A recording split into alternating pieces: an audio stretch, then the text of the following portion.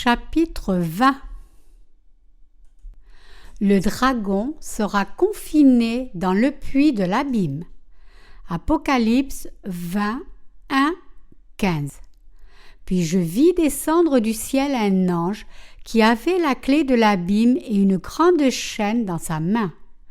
Il saisit le dragon, le serpent ancien qui est le diable et Satan, et il le lia pour 1000 ans. Il le jeta dans l'abîme, ferma et scella l'entrée au-dessus de lui, afin qu'il ne séduisît plus les nations jusqu'à ce que les 1000 ans fussent accomplis. Après cela, il faut qu'il soit délié pour un peu de temps. Et je vis des trônes, et à ceux qui s'y assirent fut donné le pouvoir de juger. Et je vis les âmes de ceux qui avaient été décapités à cause du témoignage de Jésus et à cause de la parole de Dieu, et de ceux qui n'avaient pas adoré la bête ni son image et qui n'avaient pas reçu la marque sur leur front et sur leurs mains. Ils revinrent à la vie et ils régnèrent avec Christ pendant 1000 ans. Les autres morts ne revinrent point à la vie jusqu'à ce que les 1000 ans fussent accomplis. C'est la première résurrection. Heureux et saints ceux qui ont part à la première résurrection. La seconde mort n'a point de pouvoir sur eux, mais ils seront sacrificateurs de Dieu et de Christ, et ils régneront avec lui pendant 1000 ans. Quand les 1000 ans seront accomplis, Satan sera relâché de sa prison, et il sortira pour séduire les nations qui sont aux 4 coins de la terre, Gog et Magog, afin de les rassembler pour la guerre. Leur nombre est comme le sable de la mer. Et ils montèrent sur la surface de la terre, et ils investirent le camp des saints et la ville bien-aimée. Mais un feu descendit du ciel et les dévora. Et le diable, qui les séduisait, fut jeté dans les temps de feu et de soufre, où sont la bête et le faux prophète. Et ils seront tourmentés jour et nuit au siècle des siècles. Puis je vis un grand trône blanc et celui qui était assis dessus. La terre et le ciel s'enfuirent devant sa face, et il ne fut plus trouvé de place pour eux. Et je vis les morts, les grands et les petits, qui se tenaient devant le trône. Des livres furent ouverts, et un autre livre fut ouvert, celui qui est le livre de vie. Et les morts furent jugés selon leurs œuvres, d'après ce qui était écrit dans ces livres. La mer rendit les morts qui étaient en elle, la mort et le séjour des morts rendirent les morts qui étaient en eux, et chacun fut jugé selon ses œuvres. Et la mort et le séjour des morts furent jetés dans les temps de feu. C'est la seconde mort, les temps de feu. Quiconque ne fut pas trouvé écrit dans le livre de vie fut jeté dans les temps de feu. Exégèse. Verset 1. Puis je vis descendre du ciel un ange qui avait la clé de l'abîme et une grande chaîne dans sa main.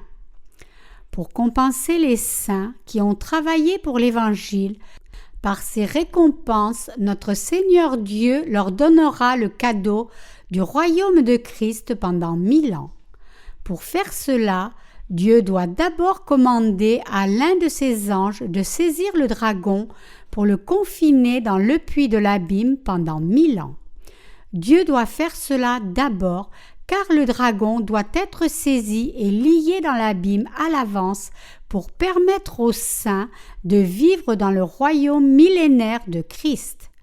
Dieu donnera donc à son ange la clé du puits de l'abîme et une grande chaîne, et il ordonnera de saisir et de lier le dragon et de le jeter dans l'abîme. Verset 2. Il saisit le dragon, le serpent ancien, qui est le diable et Satan, et il le lia pendant 1000 ans.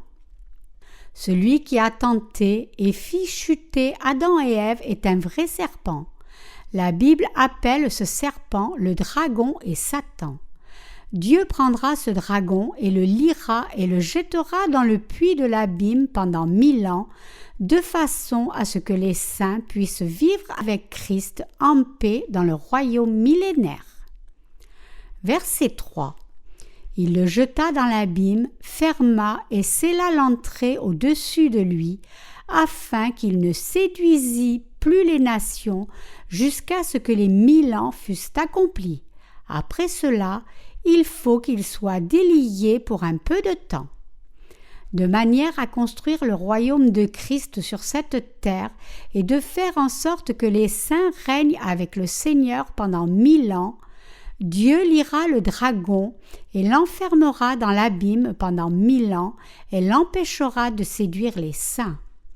Le passage dit ici « Après cela, il faut qu'il soit délié pour un peu de temps.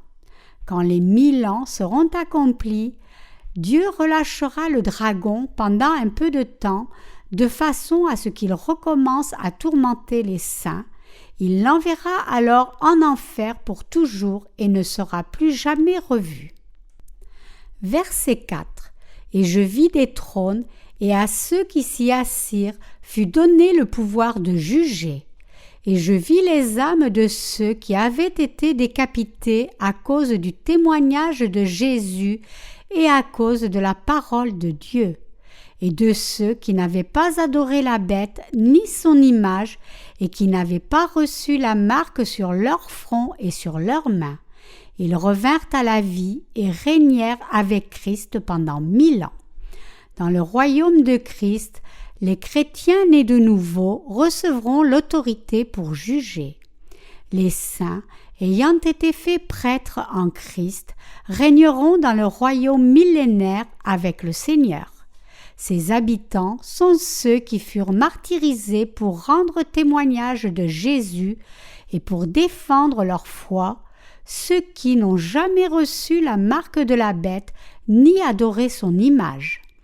Ils sont ceux qui furent martyrisés durant le temps des tribulations provoquées par l'Antéchrist, et Dieu les ressuscita pour qu'ils puissent revivre et régner au royaume de Christ pour les 1000 ans à venir. Bien sûr, tous ceux qui ont participé à la première résurrection recevront la même bénédiction. Il y a 2 résurrections données par le Seigneur. La première résurrection et la seconde résurrection. Les saints qui pourront vivre dans le royaume millénaire sont ceux qui appartiennent et participent à la première résurrection. Tous ceux qui prennent part à cette première résurrection prendront aussi part à la gloire de vivre dans le royaume millénaire, le royaume de Christ. La première résurrection prendra place lorsque Jésus-Christ reviendra pour enlever tous les saints. 1 Thessaloniciens 4, 15, 17.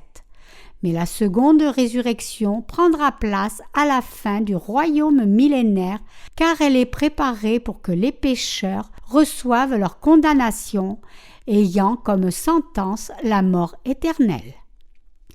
L'autorité des saints pour régner pendant 1000 ans est donnée par le Seigneur Tout-Puissant. Le royaume de Christ leur est donné parce qu'ils crurent en l'évangile de l'eau et de l'esprit du Seigneur et abandonnèrent leur vie pour défendre leur foi en celui-ci. Verset 5. Les autres morts ne revinrent point à la vie jusqu'à ce que les 1000 ans fussent accomplis. C'est la première résurrection. Ceux qui, n'ayant pas reçu la rémission de leurs péchés par le Seigneur, iront vers lui après avoir vécu en pécheurs sur cette terre, ne pourront pas participer à la première résurrection que le Seigneur donnera aux saints. Ainsi, alors que les saints vivront pendant 1000 ans au royaume de Christ dans les festivités, eux ne recevront pas la première résurrection, mais ils prendront plutôt part à la seconde résurrection. La raison de cela est que les saints qui recevront la bénédiction de la première résurrection recevront aussi l'autorité pour vivre dans le royaume de Christ, dans l'abondance et la gloire pendant 1000 ans. Cependant, Dieu permettra la seconde résurrection pour les pécheurs. Pourquoi ? Parce qu'au moment de la seconde résurrection, Dieu les relèvera des morts pour qu'ils puissent les juger pour leurs péchés. Leur destin est ainsi d'être ressuscités des morts pour être jugés pour leurs péchés. C'est pourquoi la résurrection des pécheurs diffère de celle des saints autant dans son déroulement que dans ses conséquences. Excepté pour ceux qui ont participé à la première résurrection à cause de leur foi en l'évangile de l'eau et de l'esprit, le Seigneur ne permettra pas que quiconque ressuscite jusqu'à ce que les 1000 ans soient accomplis. Ainsi, la résurrection des justes se produit 1000 ans avant celle des pécheurs. La résurrection des justes vise à leur permettre de recevoir la vie éternelle et des bénédictions, mais la résurrection des pécheurs servira à leur faire recevoir la condamnation éternelle pour leurs péchés. Verset 6. Heureux et saints ceux qui ont part à la première résurrection. La seconde mort n'a point de pouvoir sur eux, mais ils seront sacrificateurs de Dieu et de Christ, et ils régneront avec lui pendant 1000 ans. La Bible nous dit que la seconde mort n'a pas de pouvoir sur ceux qui prirent part à la première résurrection. Ainsi, elle nous révèle que ces participants à la première résurrection sont bénis, car ils régneront aussi dans le royaume millénaire. Versets 7 et 8. Quand les 1000 ans seront accomplis, Satan sera relâché de sa prison, et il sortira pour séduire les nations qui sont aux 4 coins de la terre, Gog et Magog, afin de les rassembler pour la guerre. Leur nombre est comme le sable de la mer.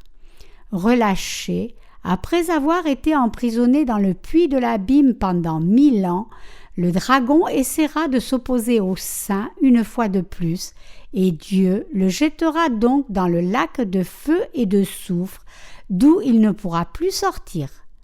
Par ce jugement, le dragon ne pourra être vu qu'en enfer. Nous pourrions alors demander: cela signifie-t-il que des gens qui ne sont pas nés de nouveau existeront toujours dans ce royaume millénaire? La réponse est oui. Apocalypse 28 rapporte qu'il y a de nombreux peuples de la terre dans le royaume de Christ. Nous ne savons pas avec certitude s'il s'agit de gens nouvellement créés par Dieu ou de gens qui ont vécu sur terre précédemment, mais ce que nous savons, c'est que Dieu sait qui ils sont et que pour que les saints règnent, ils doivent être une grande multitude, aussi nombreux que le sable de la mer. La vérité est que, lorsque les saints vivront dans le royaume de Christ, ils pourront encore voir les peuples de la terre. Ils existeront pour servir les saints et ils seront aussi nombreux que le sable de la mer. Cependant, s'ils veulent s'unir avec le dragon pour s'opposer aux saints une fois de plus, ils seront tous détruits par le feu envoyé par Dieu, recevront leur jugement éternel par celui qui est assis sur son grand trône blanc et seront jetés dans le feu qui brûle éternellement. Par cela, le royaume millénaire arrivera à sa fin et à partir de ce moment, les saints déménageront dans le nouveau ciel et la nouvelle terre où ils vivront pour toujours. Verset 9. Et ils montèrent sur la surface de la terre, et ils investirent le camp des saints et la ville bien-aimée, mais un feu descendit du ciel et les dévora. Le dragon est Satan, celui qui s'est constamment opposé à Dieu et à ses saints. Comme il séduira les peuples de la terre vivant dans le royaume de Christ et menacera les saints, puisque Dieu est tout-puissant, il fera descendre du feu du ciel qui les dévorera tous, et il jettera le dragon dans le feu éternel pour qu'il ne s'oppose plus jamais à lui et à ses saints. Verset 10. Et le diable, qui les séduisait fut jeté dans l'étang de feu et de soufre, où sont la bête et le faux prophète, et ils seront tourmentés jour et nuit au siècle des siècles. En jetant le dragon dans le lac de feu et de soufre, Dieu s'assurera qu'il soit tourmenté jour et nuit. C'est le juste jugement de Dieu, la souffrance que le dragon et ses disciples méritent. Verset 11. Je vis un grand trône blanc et celui qui était assis dessus. La terre et le ciel s'enfuirent devant sa face et il ne fut plus trouvé de place pour eux. Ayant accompli sa récompense de 1000 ans pour les saints, Dieu créera alors son nouveau ciel et sa nouvelle terre et vivra avec eux pour toujours à cet endroit. Pour accomplir cela, Dieu aura amené toutes ses œuvres à leur conclusion et à leur fermeture finale. Ce dernier acte de fermeture consiste pour le Seigneur à s'asseoir sur le trône blanc comme juge et à rendre son jugement final sur tous les pécheurs dont les œuvres sont notées dans le livre des œuvres, excepté pour ceux dont le nom sont écrits dans le livre de vie. Le jugement des pécheurs par Dieu finira ainsi, et alors le royaume du nouveau ciel et de la nouvelle terre s'ouvrira. Notre Seigneur fera disparaître la première terre et le premier ciel, créera un second monde ayant un nouveau ciel et une nouvelle terre, et permettra aux saints de vivre dans ce royaume céleste. Selon ce qui est écrit dans son livre de vie et dans les livres du jugement, Dieu donnera le nouveau ciel et la nouvelle terre à un groupe de personnes et la punition de l'enfer aux autres. Verset 12. Et je vis les morts, les grands et les petits, qui se tenaient devant le trône. Des livres furent ouverts. Et un autre livre fut ouvert, celui qui est le livre de vie. Et les morts furent jugés selon leurs œuvres, d'après ce qui était écrit dans ces livres. Le jugement de Christ à ce moment déterminera la condamnation finale, c'est-à-dire il rendra ses sentences finales sur les pécheurs en les condamnant à l'enfer. Ils seront jugés selon leurs œuvres, selon ce qui est noté dans le livre du jugement. Les pécheurs mourront donc 2 fois. Leur seconde mort est la souffrance de l'enfer que la Bible décrit comme une mort éternelle. Les pécheurs ne pourront échapper à la punition de l'enfer.